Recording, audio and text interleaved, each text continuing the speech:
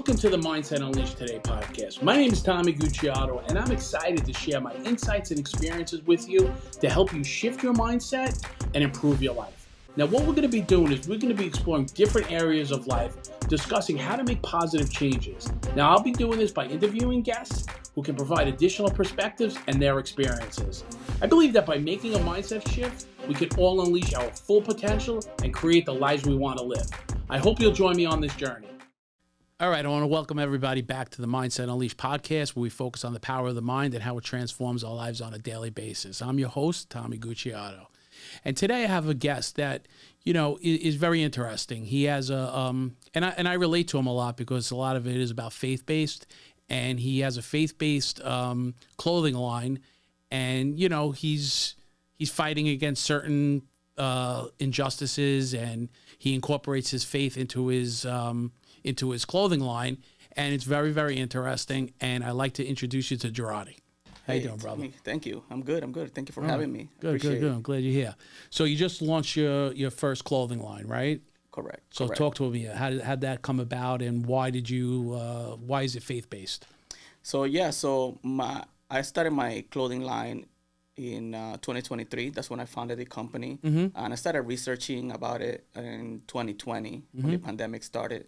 We had a lot of time in our hands. So, when you're like home, you want to really pursue those passions. So that was like the perfect opportunity to launch the brand. So I'm a Christian.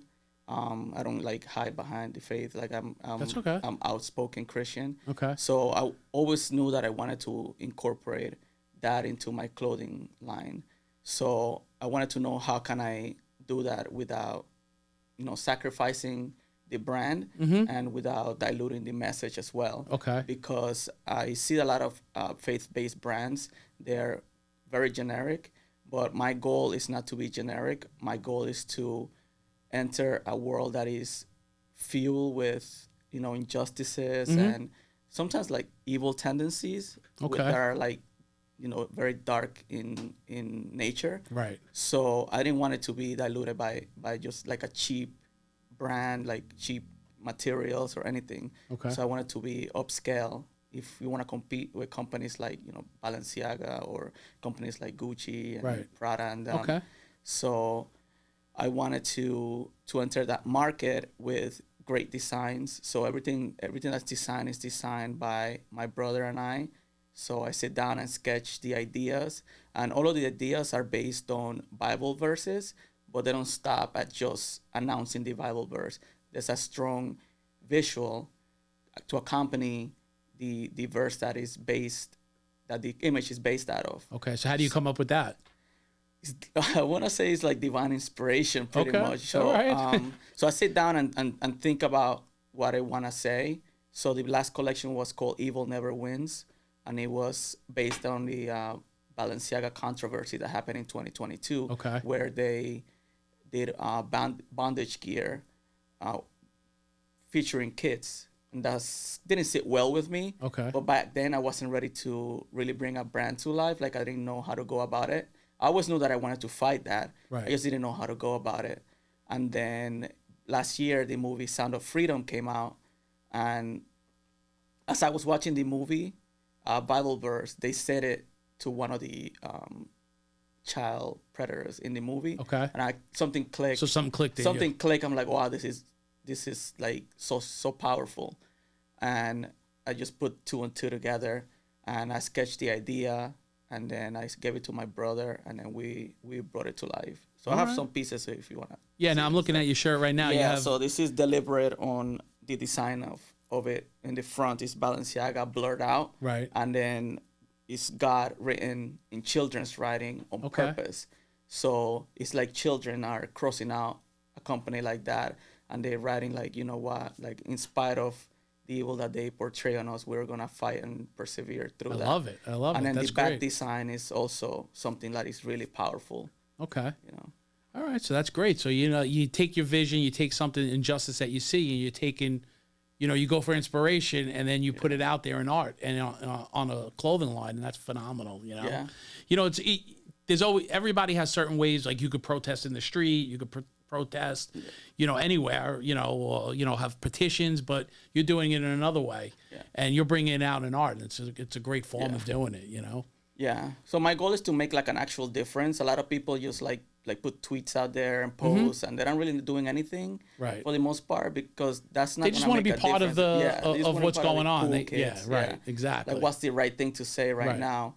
So I didn't. It's like what you do after the tweet or after the post. Like, are you really helping? Are you really doing something? Correct. And your line continually does something because you're creating something that people are going to see. I'm creating something that people are going to see, but also from the sale of every shirts, the profits, they're going to be donated to an organization that helps with child trafficking. That's phenomenal. So right now I'm sending it to Operation Underground Railroad, which is the organization that helped rescue the kids from the Colombia operation. Okay. And that's where I'm sending it now. And then I'm looking to partner with another one here, in Jersey, which is where I'm from. Okay. To see how can I get a little bit more involved, because I mean, obviously I'm not a soldier. Right. So I'm not gonna go to actually physically go to like these places. But there's other places, there's other ways that you could help. But and there's give other back, ways I can help. Like when they actually get rescued, we, like me and my wife, we do a lot of things, a lot of outreach for homeless,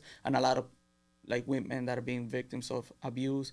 So when it comes to that, like a lot of those women, you don't know if they've been trafficked. So with a lot of outreach with that, so our goal is to find another organization that may need stuff, so we can donate things that they need. So right now it's financially, and then in the future see how we can get a little bit more involved. So that's right. And you're just giving more, you're doing something from the goodness of your heart. Oh, yeah. You're not there's nothing behind it, and that's the beauty of things, like when we're giving back, freely to people. Yeah. That there was injustices done to them. Oh, for sure. Yeah. Yeah, I always think the philosophy is like, you're giving, you see, they're not taking anything from you. You're just giving something that they need. Yeah, but they're taking something from you. They're taking your love and that you're helping them with something, right? Oh, for sure. Yeah. Yeah. So, I mean, we have so much to give. Good. And it's actually, a lot of people, if they actually took that like activist part of their, messaging they want to do, but actually got involved, I think a lot of people will be a lot happier with themselves, because you're giving yourself away, and that now you're like focused less on, about you, and then you putting your focus on others, something else, right? And then it's about being, selfless, right? So thinking about yourself less. And now you're not so self-absorbed that you think everything is a problem. I love that. And now you have a solution. Right. Focus on the solution. And I always say there's no problems, there's always solutions. I know, for sure. Yeah. And and just giving back and like selfless service is always important. When you give it to people without, like, you're not expecting anything back from them. Nah. What could they give you? No, right? They can't give you anything. Nothing. They've been in a bad situation, but you're giving them hope. Yeah. By you helping them, and that's and that rubs off on you. You know? I mean, it lifts your spirit, because that's why we're put here on this earth. Like it's like God said, well, Jesus said in the New Testament, look after my people. He said if there was something that it was more important to do out of the 10 Commandments, you should be love me and love your neighbor, love others. So He wants us to love His people, and the needy are sometimes they're not self-sufficient. So it's our job to love His people, because everybody here on earth are His people. We are fighting to be part of His kingdom. So whatever happens here on earth, it doesn't really matter, as long as we're looking out for others. All right. Yeah. So now, talk to me, like, how did you grow up in a Christian household, or was it something that later on in life? So actually, I grew up as a Jehovah's Witness. Oh, okay. Yeah, so my mom is a Jehovah's Witness, and there was a lot of kind of infighting because my dad wasn't a And you grew up in where? I grew up in Panama. You grew up in Panama? Yeah. How long have you been here? About 22 years. Okay. Now. All right. Yeah, so most of your childhood was in Panama? Yeah, 15 years in Panama, and then 22 years here. Okay. So as I was growing up, my mom, she took me to church, and I'm grateful for that, because I really feel that parents should take their kids to church, even if they protest. Right. Because what happens is that there's a seed that's planted in them. And a person that goes to church, after a while, they'll want to find God on their own. And that happened to me. Like when I was a kid, growing up a Jehovah's Witness, that's not something that I wanted to do. But my mom took me anyway. And always, like thinking back, I always loved the messages because it was painted in pictures, the way that the Jehovah's Witness put their information out. There's a lot in images. Okay. And me being an artist, it resonated a lot with me, seeing visual art represented like in the Bible. So I think that's why a lot of stuff stuck with me, even though I don't know like the passages, I don't know the verses, I'm not familiar with a lot of the things. A lot of the messages stuck with me because of the way that it was portrayed, which is with images. Yeah, because the way you're visual. Yeah, I'm a visual person. Right. I can remember a lot of things by visuals. Listen, I could read something right now and I can't remember it. Oh, no, but if you show me a picture of something or you show me a diagram, I can remember that. It was stuck forever. Yeah. That's like how my mind works. Right. Yeah. If I see an image. And then growing up, like after my teens, when I couldn't make my own decisions, I kind of walked away from being a Jehovah's Witness, but I always believed that God had my back. Right. So I never really stepped away. You just had to find which way it was. Okay. So then I landed into Pentecostal religion. And it's just been a blessing ever since. Okay. So now let's step back even further. So, has art always been, or creating stuff always been in your background? Is that something you learned at a young age? Yeah. So my father, he's an artist. Oh, okay. So he paints a lot of, oils, a lot of drawings. We paint pencil and paper. So ever since I was a kid, like I didn't pay attention to no classes. I was like the worst kid to be around because I was just always clowning around. I had ants in my pants. Teachers told couldn't sit down. Couldn't sit down. My parents just we're told everything under the sun. But when it was shop class, you were good. I was good. Right. I was like locked in, loaded, ready to make something. Because you found a passion. You found something you liked. Yeah. And it kept your attention. It kept my attention. So even now, like I do a lot of like things. Like I build a lot of my own things because I like working with my hands and building stuff. And I think it's because of the Lego. Growing up, I did a lot of Lego. Oh, yeah? Yeah. So now I like putting things together. All right. So you started at a young age. Yeah. Yeah. So it's important to like just take the phones away from kids. Like, oh yeah, I think it's so bad. Oh, it's horrendous. Like make them do something that is actually productive. Yeah, I was talking to somebody the other day, and it was like, you have to force kids to go out now, like go play in the park. Like when I was a kid, you got out of the house, you woke up, you left the house, you went to the park, you came back for lunch, you went back to the park, and then you came home for dinner. And then when you were done with dinner, you went out again. You were making your own games and you were playing. Like today, now it's like everything is. Yeah. Like go out, get some scars in your body, Yeah. like from playing. I still remember a scar I got. I have a huge one right here. I didn't even tell my parents. I didn't know what was happening. Right. After it healed. You know what's funny? So I'm thinking about that now, and I remember when one of my kids got hurt, and they have to wear a helmet. They have to do all this stuff now. They have to you have to tape them up and put them out into the world. You can't get hurt. When I was a kid, I remember riding my bike, flipping over my handlebars. Oh, that happened to me. Crack my head, right? The next day, I'm on my bike again. Oh, for sure. I wasn't wearing a helmet. I said, well, why didn't you give me a helmet? Maybe I would have changed. Maybe I would have been different when I grew up. I know. That explains a lot. Yeah, that happened to me once. Like, I had just learned how to ride a bike. I learned how to ride a bike late in life. And I was like, you know what? This is amazing, learning how to... Like, it's because of the freedom that it gives you. And I go to this place that's called the Causeway, which is almost like the Chelsea Piers here. Okay. So you go up and down and you ride a bike. And there was this group of ladies. I think they were teaching one girl how to ride a bike. And I was like, oh my God, I can't avoid this. So I flipped over, like flew. I think I messed up my ankle, like I scratched it. And I got my bike and I just started riding again. Yeah. Like the same day. So yeah, like I'm old school. Rub a little dirt on it, get up and keep going. Just saliva. Yeah. You're good. Some saliva on it. You'll be fine. You'll be fine. Yeah. Not anymore, man. You got to rush to the ER for that. Oh, no, it's sad. It's sad. But, that's what life happens. That's what the internet, that's what these phones, that's what this world is right now. But that's a story for another day. Yeah, no, for sure. So now, you said your father was a painter, right? Yeah. did he influence you? Was that your main influence, or did he teach you how to paint, or more of it was self-taught? It was, I guess, like you grow up in the environment that you're in, so you kind of pick up things from the environment that you're in. So every time he would teach me, because he used to make figurines of the folkloric aspects of Panama. So it's like dancers that are, every country has a folklore. So there was dancers called La Pollera. So he will make little figurines and sell them like in the markets, different stores in Panama. All right, that's cool. So I will be around and see him paint. And sometimes I would grab, a notebook and then I'll be sketching since I'm a kid. Wow. And my father just found recently some drawings that I did, like when I was a kid, just, dabbling, taking like Winnie the Pooh little things and I start drawing them. Oh, that's cool. He found them he had them stored away somewhere? Stored away. That's great to look back on stuff like that. Yeah, we found it. Wow. We found it and I have it in my shop. All right. Yeah. That's great. So now, you're starting a business and you're like, you have a lot of faith, right? So it's got to be hard to start a business from scratch and, especially more of a faith-based, line. So it's harder to get out to people, I'm sure.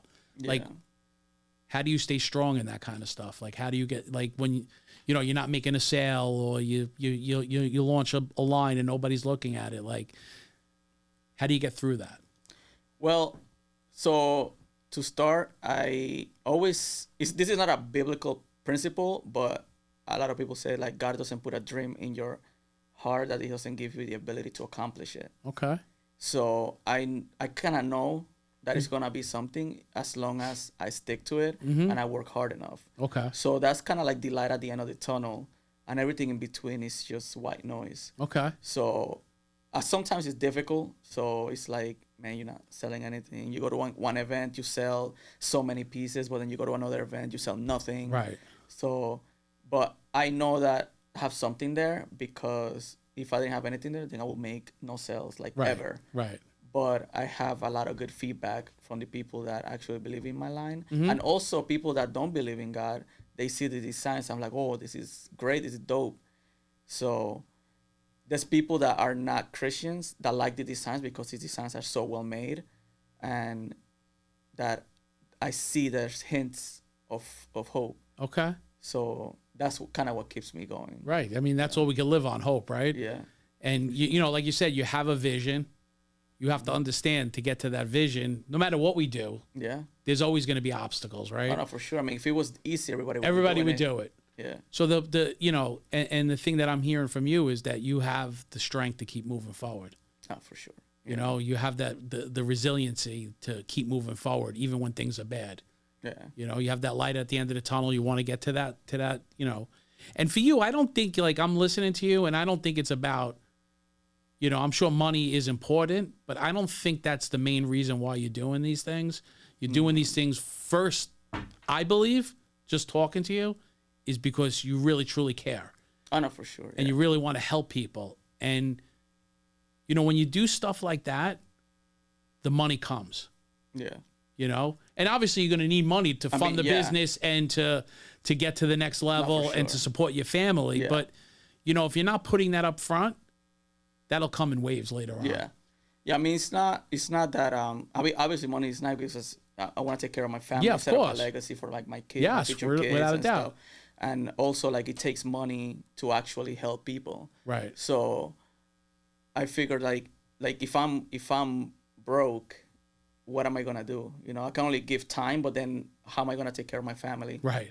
So God wanted us to take care of our families, be fruitful and multiply. Of course. So first and foremost, we have to be set up for our family. So right now in this day and age, it takes money. Before it took work, you trade it and all that. But in this day and age, it takes work and money. So I'm not going to hide behind the fact that, we need money. Of course. But also, being a Christian, I want to make a difference because that's our job here. So, both can work. And as long as it's not like the love of money, because that's like the root of all evil, as it says, the love of money is the root of all evil. Not money is the root of all evil. A lot of people like misquote that passage of the Bible. It's like, no, money is not the root of all evil because money help you do a lot of things. But the love and idolizing of money, like everything is about that, then that's the root of all evil, because Right. then you'll do bad things to get money Right. for nefarious purposes. Right. But that's why I was saying to you that I feel like you're doing it for the right reasons. You're not looking at it the wrong way. Not for sure. Yeah, you know? Yeah. That's something that I love to. I mean, I always love fashion. Right. I love God. Do you remember your first design? For the first design that you made? So many. The first one. So I worked with my brother back in the day for his line School of Life. Okay. And like one of the first designs was something like for him. Okay. So it was like a T-shirt, and I sketched it up. It was a custom T-shirt, vest, sweater type of thing. So that was one of the things. All right, cool. For him, yeah. That's great. That's great. So, in terms of like, you talk a lot about faith. Yeah. So how does faith help you, you know, in, let's say, you know, dealing with these injustices? Like, how do you incorporate that together with that? Well, the thing is that if you like really read the Bible, you know that it's nothing new. So, but in the end, we know that Christ came to absolve us of our sins. So if you see that timeline, it's like, yeah, the light is there. So that's how I deal with it. Like, I know that what's the end point of everything, and everything in between it just keeps on repeating over and over and over again. Right. You know, we fall, we always fall short of the grace of God. So I know that there's somebody there that paid for my sins, and everything in between is the same thing. It's always been happening, and there's always been good people to fight evil in the world. So that's how I deal with it. I know there's always good people that are gonna be prosecuted for being good and for fighting evil, but we know that in the end, evil never wins. So definitely doesn't. It's there, but it doesn't win. Yeah, it never wins. It doesn't. They can corrupt. They never make anything new. They corrupt everything that is good, but in the end, he never wins. All right. So has this been a challenging situation to start this clothing line, or? Yeah, I mean, it's always challenging because I didn't go to business school. Right. I went to school for interior design. So that's like my main thing. I did interior design for like 11 years. Right. And then I always love fashion in the background. So it's challenging if I don't have like marketing degrees. Yeah, so now you have to be the marketing director, you have to be the CEO, you have to write checks, right? You have to do everything. Research, you have to research clothing, I have to research manufacturers, I have to learn as I'm doing, and then making mistakes. Like recently something happened that a piece of material I was using on my clothing was staining it, and I'm like, Jesus. So I had to take everything apart and then redo it all over again. And reach out to whoever bought a shirt, be like, listen, this is happening, I'll replace it for you. So it's like I'm losing. But you did the right thing though, because you want people to have a good brand and a good quality, because you were talking about like, being a higher quality. Yeah. If you have they're not going to come back and buy from you. Not for sure. I will always lose money to do the right thing. Right. So in the end, that's the way I see it. Like money is not my concern. My concern is just doing the right thing, putting a good product out there. Listen, if you do the right thing, people notice that, and they always come back.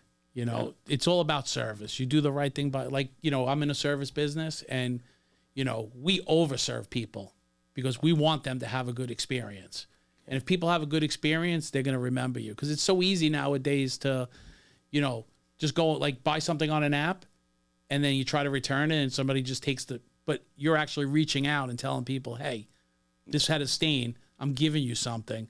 Yeah. That takes a lot. People don't do that. Yeah. People don't do that kind of service anymore. Yeah, no, it's hard to find, so which is why like I pride myself in like service and good quality. Because if I'm gonna compete with these people, I wanna have something that I can, stand behind, and if there's an issue, I'll find a way to solve it. So you said earlier you have a couple of things with you. Let me see what you have. Let me see what you're working with here. So I brought like only 3 out of the 6. It's 6 pieces. I brought the main one, which is the one that I'm wearing. Right. So this is the back of the shirt. Oh, nice. So I'm putting it out here. Yeah. So if you I like that, are not for sale. Yeah, so it's God's children are not for sale. Right. So that's one of the lines that was spoken in that movie. Okay. And this I sketched this piece here. Let me see right here. There you are. Yeah. So this is. And that's all you sketching too. All that? That's you? Yeah. So this is. I didn't sketch the whole thing. Right. So I sketched the concept, and then my brother, he's a graphic designer. Okay. He put it. And he brought together. It to life.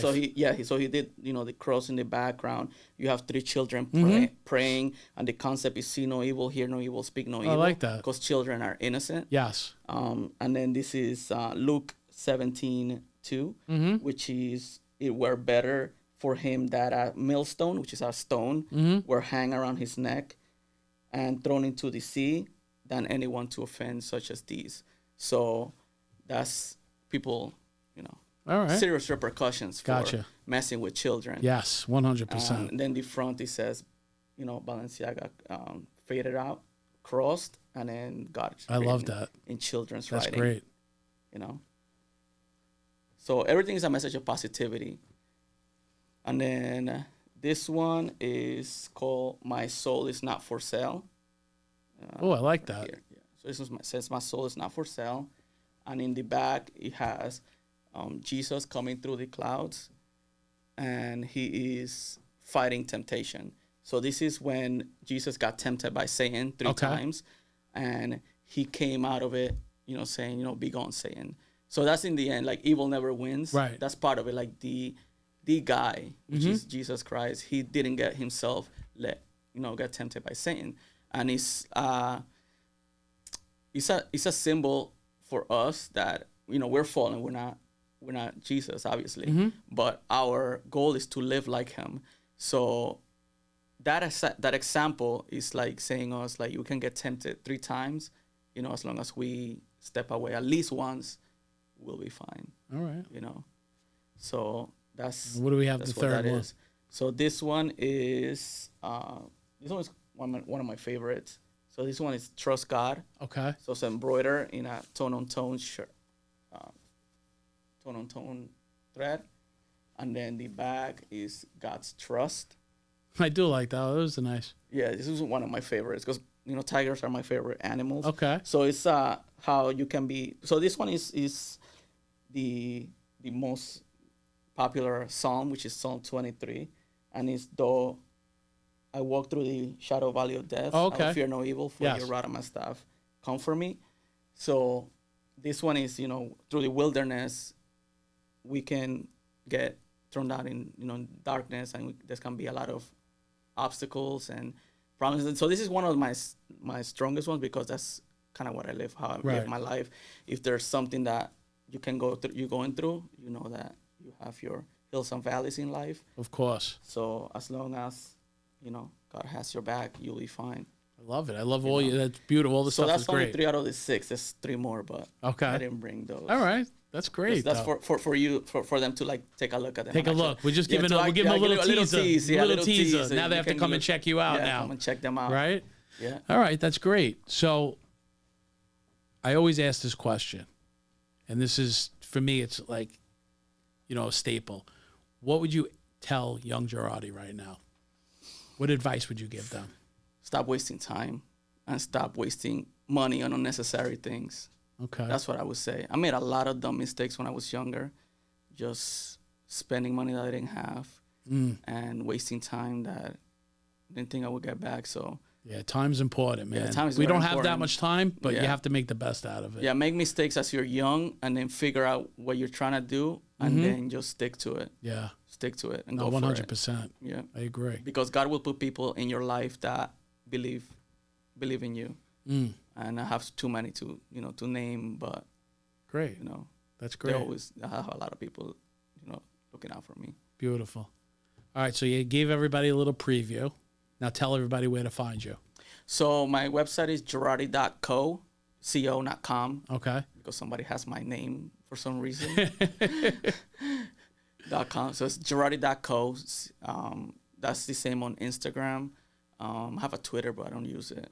Okay. And then that's pretty much it. So Instagram and my website. All right, great. Great to have you. You gave us a lot of insight, and we wish you all the luck. Thank you. You Thank know, you so much. you have a faith behind you, and I'm sure you're going to be successful. And you do selfless service, and that is so important. Just keep on doing that. Keep on giving back to people, and you'll get the blessings. You know. Thank you. Yeah, right. Man. Yeah. Good to have you. Thank you. Thank you. All right. Once again, everybody, thank you for tuning in, and we'll see you next week.